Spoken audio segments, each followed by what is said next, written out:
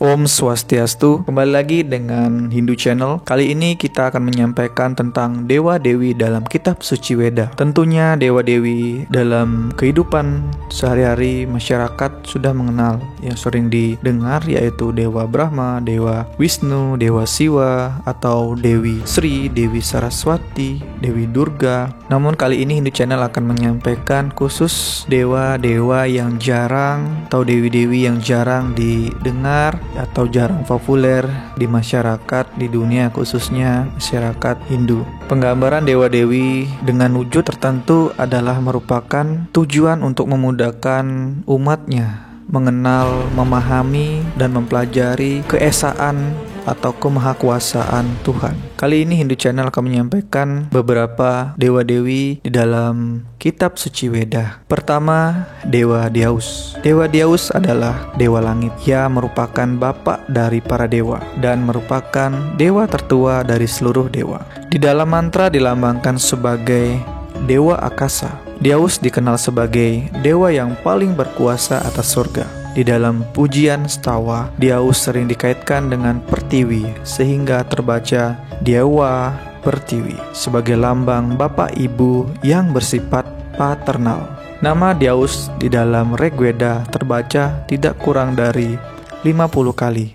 Ia digambarkan besar, bijaksana, dan energik yang mengajarkan kebajikan kepada penyembahnya. Di dalam berbagai mantra Rigveda, ia disebut juga sebagai pencipta semua makhluk. Sebagai bapa, ia tidak digambarkan dalam bentuk fisik yang kekar. Ia disebut Dyaus Pitar, yang berarti bapak surga. Dalam bahasa Latin dikenal Jupiter, sedangkan dalam bahasa Yunani kuno disebut Zeus Pitar atau Zeopita. Dyaus berasal dari kata div, yang artinya memancarkan sinar atau cahaya, yang artinya sama dengan dewa. Yang kedua, Dewi Pertiwi. Dewi Pertiwi adalah dewi bumi, digambarkan sebagai seorang wanita yang sangat ramah dan merupakan dambaan setiap orang. Dewi ini disebut beberapa kali di dalam Weda atau kitab suci Rigveda. Pertiwi artinya yang mempunyai permukaan lebar, yang dimaksud adalah bumi. Ia dikenal sebagai ibu yang sangat baik. Dalam Purana, ia disebut melahirkan seorang putra yang bernama Boma atau Naraka. Dalam Ramayana, ia disebut menjelma sebagai Sita. Nama lainnya adalah Wasundari, Kisidarani, dan lain-lainnya. Yang ketiga, Dewi Aditi dan dewa-dewa Aditya. Aditi selalu disebut sebagai seorang dewi, ibu para dewa. Ia disebut dewi yang memberi kebahagiaan. Aditi merupakan personifikasi dari ibu alam semesta, Hiranyagarbha dalam Rigveda. Ia disebut Maha Pengampun, melenyapkan dosa manusia. Dalam Rigveda dinyatakan Aditi lahir dari Daksa, tetapi versi yang lain menyatakan bahwa Daksa adalah putra Dewi Aditi. Versi yang lainnya menyatakan lagi bahwa Aditi bersaudara dengan Daksa, ibu dari Wiswaswat. Aditya berarti putra Aditi. Pada umumnya diartikan sebagai dewa-dewa yang merupakan satu kelompok. Ia dipersonifikasikan sebagai dewa yang mempunyai kekuasaan yang paling tinggi, sebagai perwujudan dari hukum yang mengatur peredaran alam semesta. Ia mengatur tata surya dan mengatur hukum di dunia. Ia bersemayam di langit, di alam yang tertinggi, menguasai seluruh hidup, dan sebagai matra atau elemen ada pada segala bentuk. Aditya juga dipergunakan sebagai pengganti nama Surya atau matahari, karena Aditya dikatakan berada di dunia dan tata surya, maka Aditya sering dikatakan berpasang-pasangan, seperti berpasangan 6 di dalam Rigveda Mandala 2 Sukta 27 Sloka 1, berpasangan 8 dalam kitab suci Taittiriya Brahmana Mandala 1 Sukta 1 Sloka 91, berpasangan 12 dalam kitab suci Satavata Brahmana Mandala 2 Sukta 6 Sloka 3 dan 8. Kadangkala 12 Aditya ini disebut juga 12 aspek matahari menyinari alam semesta selama 12 bulan. Aditya dikenal pula memiliki beberapa gelar atau nama, diantaranya Suci, Hiranya,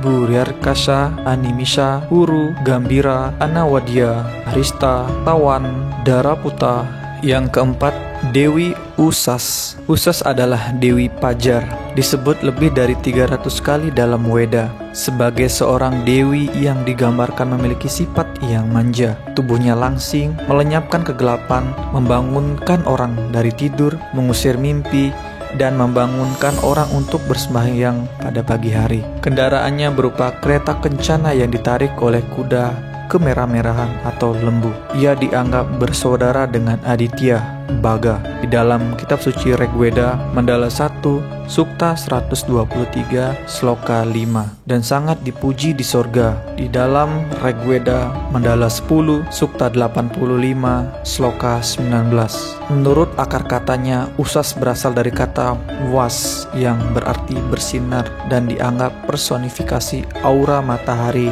di waktu terbit. Dewa Soma. Soma tidak saja sebagai dewa, tapi juga dikenal sebagai jenis tanaman. Sangat sering disebut dalam Weda lebih kurang 140 kali. Ia diartikan manis atau madi, kenikmatan dari kebahagiaan yang bersumber dari Tuhan Yang Maha Esa. Soma merupakan minuman para dewa, diidentikan sebagai indu yang berarti tetesan yang sangat cemerlang. Dalam kitab suci Rigveda, Mandala 9 memberi keterangan tentang Soma atau Vawamana Soma. Kelima, Dewa Wiswakarma. Dewa Wiswakarma di dalam Weda lebih populer disebut Waster, yang artinya pembentuk atau pembuat. Kata Wiswakarma berarti mengerjakan semua pekerjaan. Ia adalah arsitek surga, dewa para artis atau seniman. Alam semesta, surga, dan berbagai senjata para dewa dikerjakan atau dirancang oleh Dewa Wiswakarma. Walaupun ia dewa arsitek, namun dewasa ini tidak ada satu area pun yang ditunjukkan kepada dewa ini. Dalam Weda, ia disebut sebagai pencipta dan pemelihara, yang nantinya pada zaman Purana fungsinya atau digantikan oleh Dewa Brahma dan Dewa Wisnu. Itulah dewa-dewi yang jarang didengar atau populer di masyarakat. Semoga bisa menambah wawasan tentang dewa-dewi di dalam kitab suci Weda. Om Santi Santi Santi Om.